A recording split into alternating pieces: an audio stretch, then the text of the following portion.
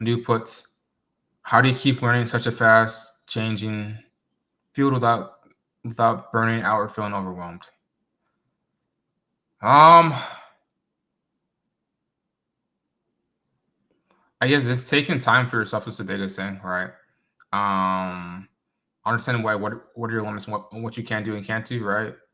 Um, Burnout, in my opinion, comes a lot from you working on things that are not in your personal alignment for what your actual goals are, right? That's probably the biggest thing where burnout comes from. Because if for a lot of people, if you told them they can play video game 10 hours a day, they probably get burnt out from it, right? Because they actually like doing it, right?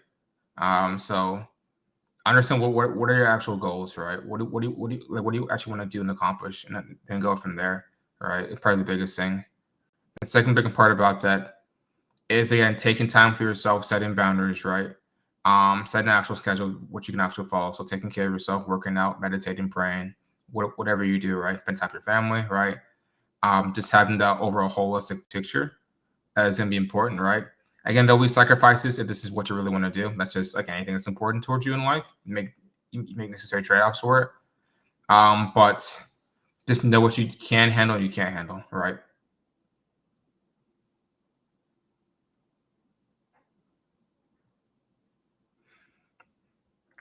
To expand on the question, just Geo Cyber Systems puts ways to expand your network.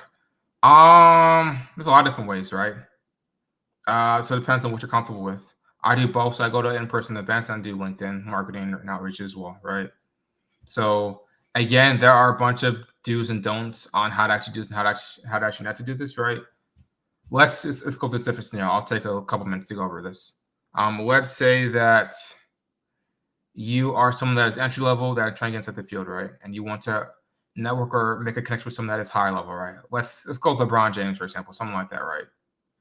Now, you need to understand the fact that if LeBron James never talks towards you again, his life will be perfectly fine and perfectly happy, right? He has something that you want, not the other way around, right? So your job is to provide him as much value as possible to get noticed, right? So that may mean doing something for him without him even asking for it, and he just continues to do it over and over again towards he actually will respond towards you, right? So always providing value is super important when trying to connect with different people. Right, so keep that in mind, right? Give more than you receive. It's my biggest thing when teaching people.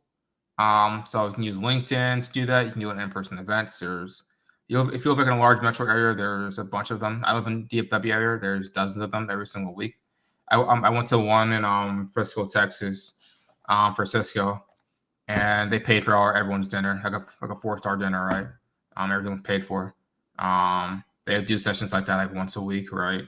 There's a lot of different ways you can meet connections and make connections as well, right? So just be willing to put yourself out there.